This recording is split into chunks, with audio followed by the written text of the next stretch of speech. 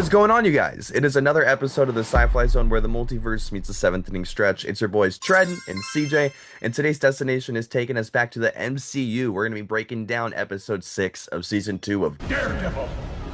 But also, before we get into it, don't forget to check out our shorts content as it has our videos, best and funniest moments. And don't forget to hit the like button and that sub button if you enjoyed this video. But yeah, let's get into it. Man, this was the day that Wilson Fisk died. Yeah, man. Wilson Fisk is gone. It is just Kingpin now. There's nothing left of Wilson Fisk. He's back in the white suit. He is as evil as he's ever been, and there's nothing left for him to lose. No, and white suit at the wife's funeral is crazy. He's the only one wearing white there. Yeah, he's Kingpinning it out. Yeah, dude. That shot of him walking out of the funeral and having the chandelier represent like a holy ring above his head was very genius storytelling. Yeah, it was done so well. And him putting the rose on her casket, like that rose that she was looking at in her room in that one scene, like just so many great parallels and callbacks and visual effects. It's just great storytelling. Yeah, man. And RIP to that doctor who could not save Vanessa. Like, in the back of my head, I assumed that Fisk would probably kill him. But I thought, like, wait, are we really going to see Fisk be vulnerable and actually, hug the doctor back? But then I remembered what show I was watching. Yeah, they got me for a second. When he walked in the room, at first I thought, oh, he's gonna kill the doctor. And then he started talking to him, and I was like, oh, he's definitely going to kill the doctor.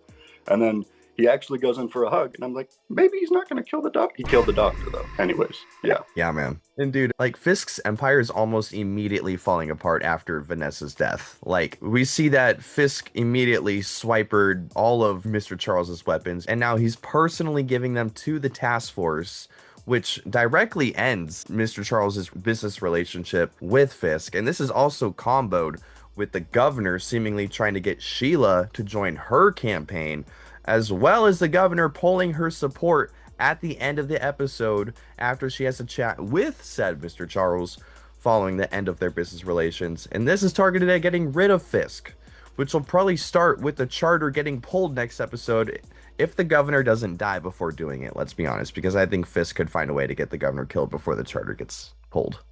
Yeah, he has a way of figuring things out like that.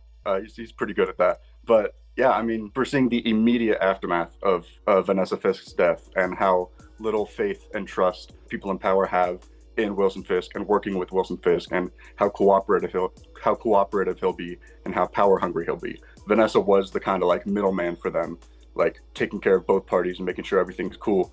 And now that she's gone, there is no middleman there, and they're going to have to deal directly with Fisk, and they don't want to do that.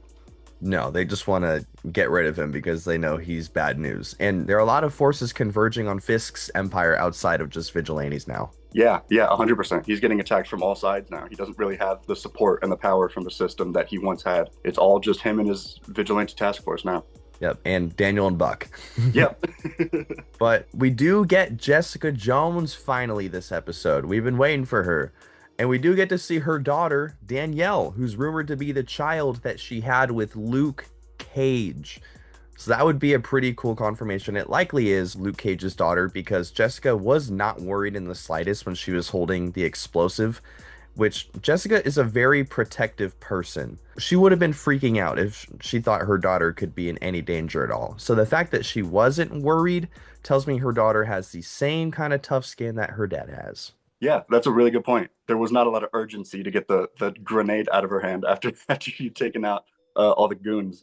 But yeah, the daughter's name is Danielle, which in the comics, Danielle Cage is Luke Cage's daughter. So that's even more fuel for the fire. If this is Jessica Jones and Luke Cage's daughter, she's going to grow up to be insane. She's going to have some real good powers, dude. She's going to be really fun to see. Yeah, it took 6 episodes to get Jessica Jones, but I think it was worth it because we got some incredible stuff with her this episode. Yeah, plus the fact that Mr. Charles sent some guys in to go get her and throw an explosive in her house knowing there's a kid in there, like, some dangerous fellas. Yeah, there seems to be some history or some reason why they're going after her. Yeah, man. But later in the episode, Jessica does mention some pretty interesting things during her rooftop conversation with Matt, such as Mr. Charles actually calling her in the past and asking about people like her and Matt, enhanced super people, as well as someone she knew joining Mr. Charles's crew and that person potentially hurting her because Matt said, "Hey, it sounds like you cracked a rib," and she's like, "It's nothing," and he's like, "No, no, no, you have superpowers. Not everyone's able to crack your rib." So who could this person be? Because I'd imagine this would be the same person that she was talking about that she fought at her house and the person that joined Mr. Charles's crew when he called. But it can't be Luke or any of the defenders, right? Because that just wouldn't make any sense. Yeah, that like that was where my mind went first. Oh, someone Jessica knows, like the vigilante scene. I would think Luke Cage, but it wouldn't make sense for it to be him, especially because it seems like they're kind of setting him up to be back with the defenders and being a good guy and potentially even being the mayor. I would be surprised if it is him working with Charles, but I don't know who else it could really be. Yeah, and it can't really be anyone who's like I was thinking maybe Taskmaster, but one, obviously Taskmaster died, but someone could, take on the armor or the mantle. I mean, that's happened before, but we definitely would have seen a Taskmaster fight. Yeah, So, it's probably not her, but I don't know who this person is. yeah, I don't know. I don't know if it's going to be like maybe a new character from the comics that they haven't introduced yet, or if it's going to be like a cameo sort of thing, kind of like Yelena and Hawkeye. But like you mentioned, if it is someone like this, they probably would have shown that on screen and shown that fight to us. Yeah, I don't know. I'm very curious. Yeah, because why would they mention that someone was able to crack her rib and then not show that person who was able to crack her rib? So it's going to be a pretty big reveal, I feel like. But their fight scene inside of the task force weapon storage building was pretty cool. It was really nice to see them back together, but I do have to ask, did Officer Powell take the super soldier serum? Because Jessica Jones can lift up a car, and he ate a punch from her like it was nothing, and she actually hurt her hand when she punched him. And then he knocked her down, and he was reveling about it. Like, he has to be a super soldier now, right? That's what it seemed like, man. I have not seen Powell be able to do that, especially against someone like Jessica. I know there was like a quick line in that rooftop scene with Matt where she says like her powers haven't been like what they used to be since Danielle, or like hinting at maybe they're not being as consistent as they were. But like, yeah, we haven't seen Powell do something like that. We haven't seen Jessica handled like that. Like he ate that punch and that was it. Yeah, why the hell didn't she tell Matt that, hey, I punched a dude in there and he ate it like it was nothing? They didn't talk about it because we see Matt later on in the episode. Jessica's not with him, so they disbanded at some point, but I don't know why she didn't tell him that. Like we saw it and then we did nothing with it. Yeah, it feels like that's something you want to bring up to your combat partner if you see something like that. Yeah, I don't know. I don't know. Yeah, it seemed like they wanted to put in the Jessica section, but they didn't really know how to expand upon it after, because like it seemed like everything else was very focused on Dex, Kingpin, Karen, and Daredevil. Yeah, it did feel like it was kind of separate from the rest of the show. Despite like them setting it up really well. Like we've seen Karen interacting with Jessica on the phone. She's like talking to Matt about her source. And then when she does become a part of the show, we like see her with Matt doing a couple fights, and then we don't see her in anything else or get her referenced in anything else. Yeah, or talk about what happened. Yeah, I don't know, man. So we'll probably get more explanation next episode, but yeah, it is just weird that they kind of went away from it as soon as they literally went away from it. Yeah, that is a little strange. I'm glad you brought that up. Yeah, but speaking of Daredevil, Karen, Bullseye, they had some very interesting dynamics and conflicts going on in this episode too. But I am kind of sad that we didn't get a Claire cameo to help patch up Dex, but it's okay. I do like that they're integrating Angela and her aunt into the story more. I think that is a really smart idea. Yeah, I really like how they did that. I think they're implementing them into the story really well, and it doesn't feel forced or anything. But Bullseye just simply being there helped push a conversation that Karen and Matt have been needing to have for probably this whole season, and that is, what if this whole thing does not end until Daredevil or Fisk goes down? And they're really showing that Karen is turning into Frank as well. I mean, this whole battle is turning her more and more cold-blooded, and she's just tired of people dying because they simply refuse to kill Fisk. And I don't blame her for reaching this point. It makes sense. And this drove her to almost killing Dex. Just insane. Man, it's hard to watch. Yeah, man, she's in such a tough spot right now. I mean, I can't really blame her for the way that she's thinking. She's been through so much. Just like so many people that she cares about have been hurt, especially by Fisk. And like, She even says to Matt at one point, like, it feels like you're choosing the wrong people over the people that love you. And he is so adamant on his moral code and refusing to kill Fisk, but Karen is over time losing that moral code and just in frustration wanting to just get it done however you need to do it, you know, like whatever it takes, we need to take out Fisk. And like with Karen and Bullseye, she comes inches away from killing him. If Matt doesn't show up, Bullseye might be dead right now. Karen pulled the trigger on the gun. Maybe it nicked the trigger when he hit her hand, but she pulled the trigger. Yeah. I thought that was just like him like throwing the billy club, but I mean, she definitely wanted to. Yeah. Dex asked her, like, what, are you going to shoot me? And she says, probably. It's just an equation. Yeah. But if you do the math, like if you reduce people down to just simply statistics, it makes sense to take out Fisk. Yeah, it would prevent a lot of harm. Like, it would do some good to take him out. Yeah, like no more danger would be coming from him, but there's no guaranteeing what comes after him. Yeah, that's true. That's a good point. And also, I utterly applaud Matt for not giving in, because everyone, and I was gonna say everyone and his mom, but his mom's obviously not telling him to kill Fisk, but I forgot his mom's actually somewhat in the story, but everyone's telling him to kill Fisk and he's not, because he knows at the end of the day he cannot become a martyr for what he stands for. Yeah, man. And like Frank said it in the Netflix series, once you make that decision and once you cross that line, you cannot go back. It changes you as a person. Yep. And the actress who plays Karen, her performance, man, just incredible. Like her, like seeing her almost like lose her voice from how much pain and anger that she's feeling, just great acting. Yeah, she was incredible in so many of these scenes. Like the whole show, she's been incredible, but here especially, it was just so great to watch. Like the way that she portrays the emotions and the frustrations of the character, like directed at someone who that character loves so much in Matt.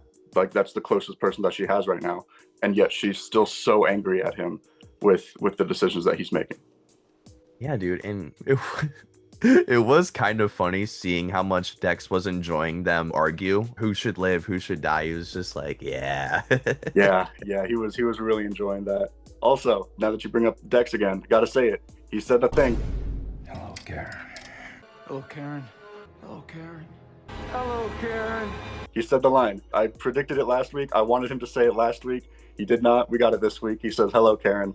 And this time, Karen has the power in this situation. She is not vulnerable. She is not frozen in fear and silent looking at him. She has the power, and she responds, and she says, hello, Benjamin. Yeah. Such a great moment, dude. Yeah, dude, 100%. It was really awesome to see, like, now finally she can have that power over him. And she was the one that woke him up, too. Yeah, she's like, wake up now. I want to talk to you. Yeah. But since we're talking about Daredevil, if he should kill Fisk or not, he had a chance. He had a chance at the end of the episode. But that shot of him walking up to Fisk and seeing the shadow of the horns casted on him was just, again, like, awesome visual storytelling. Like, looked like it was ripped straight out of a comic book. Yeah, man, it was so good. It could literally be like a comic book cover or something. Like the way that they use the visual effects and the visual storytelling and just give us some incredible moments without even needing any dialogue is super cool. Yeah, dude, but wow, this was an emotional fight. How do you feel about it ending unresolved by the end of the episode and Matt walking off the screen there, per se? I'm a little conflicted by it. First of all, I'm surprised that Fisk handled the situation the way that he did, because he's been spending all season hunting down Matt and trying to find him and get him alive.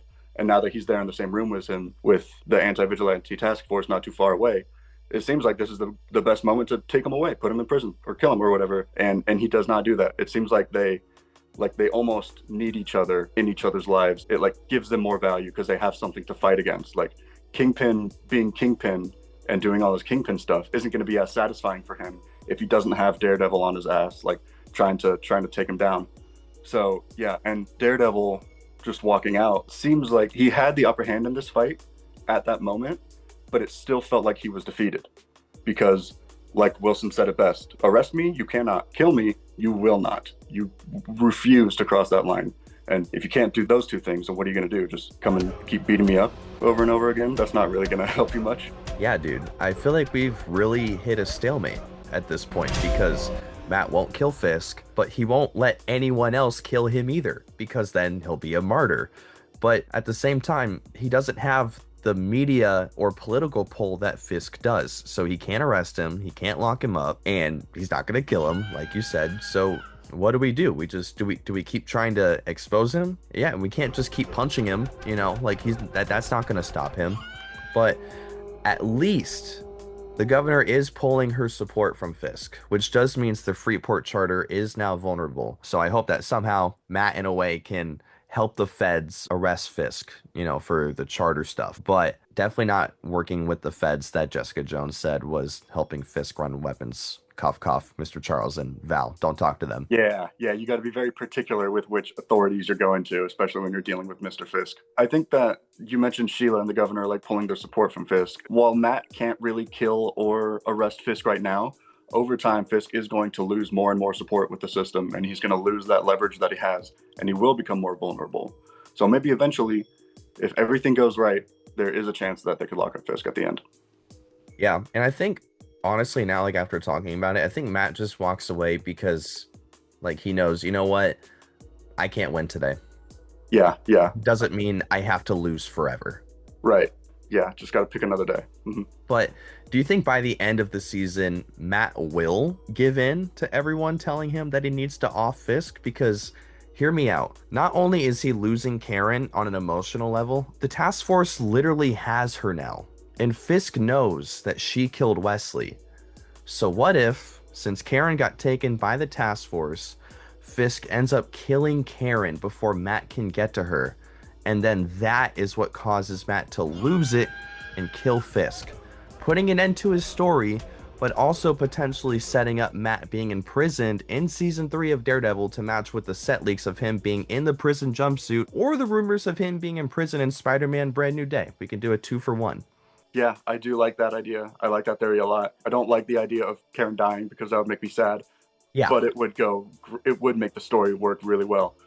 And for that to be the moment that really makes Matt snap, like after everything that has happened, after Foggy, after Father Lantom, and after Karen as well. Like, I don't think anyone would blame Matt for snapping after that and crossing that line. That would be really interesting to see. I'm curious how that would, like what their plans are for season 3, because is it going to be more Daredevil and Fisk, more Daredevil trying to chase down Fisk, or is Fisk going to get locked up or killed and then there's a new villain, or the system has to find a different way to be corrupt, you know? I'm curious how they're going to do that next season. Yeah, because it does seem like at the end of season 2, that is going to be the end of the Fisk storyline. So I think Mr. Charles is probably going to swap in place with him.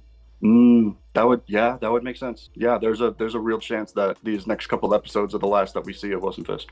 Yeah, but my only gripe with my theory is that Matt's whole thing is obviously not killing people, and he doesn't want Fisk to become a martyr, and he'd be doing both of those things, essentially. So that would kind of go against him wanting the non-martyr outcome. But perhaps the show could really just take us in a really dark direction and telling us that, hey, the law will prevail eventually, just not today, maybe in a brand new day.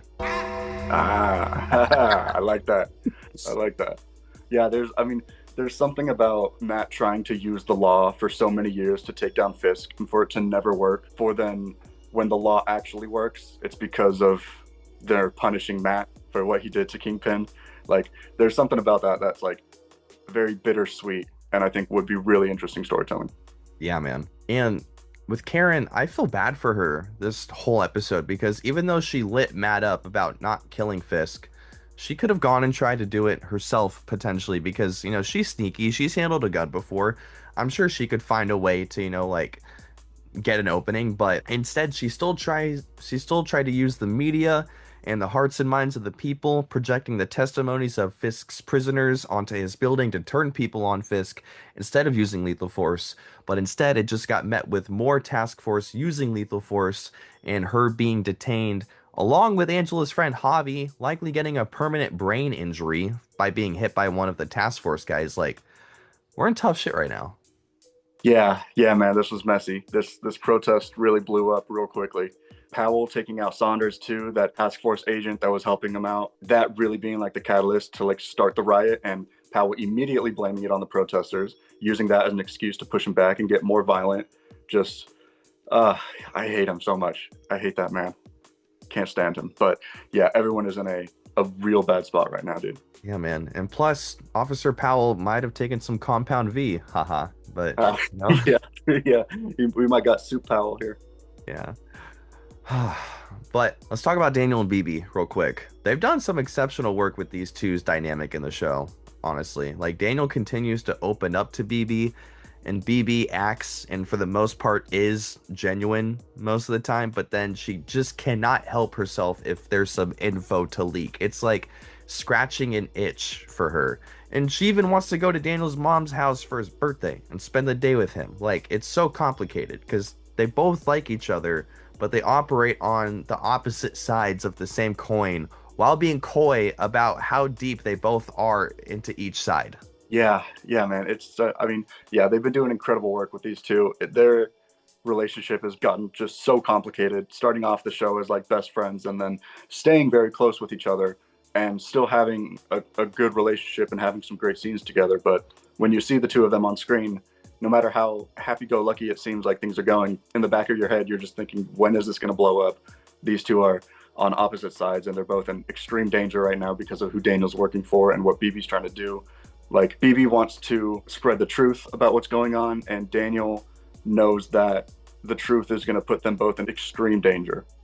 So it's so tough. And then the romantic feelings they have for each other, like almost kissing in this episode, and then Daniel just knowing that it's just a bad idea because it's going to put them even deeper in their where they're at. Yeah, man. And Buck really setting up Daniel to try and see if BB will leak some fake info about Fisk actually not running again.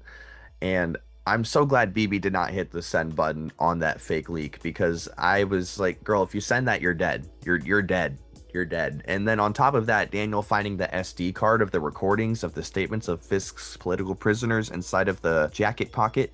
Like, it's not looking good for either of them. And he's like, I don't know if I can protect you anymore, because Buck Cashman is literally the scariest motherfucker I've ever met in my whole life. And we don't even get the resolution to their scene either. Like, a lot is left unresolved at the end of this episode. Like, this is an Empire Strikes Back type of episode. Yeah, 100%, man. There are still a ton of question marks up in the air. Really don't know what direction they're going to go with in their personal relationship or with the decisions that they're going to make. But I'm worried for BB, man. I am very concerned for her, because if Buck Cashman is onto you, and if he decides that it's your time, then it's your time, probably. So she is in a lot of trouble right now. Yeah. Hopefully somehow BB can get in contact with Daredevil, and then Daredevil can set her up with the Greek restaurant lady, so then she can get her out. That'd be cool. Yeah, that'd be really cool. I think that'd be a good connection, like tying everything together. Before we move on to something else, just want to say real quick, shout out to Born Again for the Netflix show reference. That text message that BB was sending was to Ellison from the Netflix show at the Bulletin. So that was really cool. Glad that we got a reference to that, and that he's still got his hands in the pot a little bit. Yeah, and also the Father Lantom reference was nice too. Yeah. They've just been done such a good job, this show, at transferring it from Netflix over to Disney Plus. It doesn't feel like a different show at all. It really feels linear, and they've done so well. Yeah, definitely more this season than last season though. Yeah, true. Yeah. Before we get out of here, let's talk about that scene with Buck and Heather. That was kinky. Yeah, that was. Yeah, what's going on there, Buck? How you doing, man? Huh? Yeah, bro. But we do get more signs of Heather becoming Muse, or at least being corrupted by the idea of Muse. And she also stole a piece of Vanessa's jewelry. Like, Heather's all out of sorts here. Yeah, dude. This is a completely different person from last season. Like, I knew that her working with Fisk was going to change the dynamic of her and Matt, but I didn't think it was going to completely change her as a person. But I think it's really cool that where the direction that they've been going with the character, and like the influence from Muse and the flashbacks to that traumatic experience, and how that is changing her life. You know, we went a couple episodes without getting like much Heather or any Heather at all, but anytime that she is on screen, her story is very compelling. Yeah, and plus we again got the Muse camera effect. Yeah, man. I like how they're doing that. It's just more great visual storytelling. I keep saying it, but it's what they do best. Yeah, man. It's amusing. That's good. So that has been this breakdown of this episode of Daredevil. If you guys enjoyed, please hit the like button, please hit the sub button, and don't forget to check out our shorts content, as it has our videos best and funniest moments.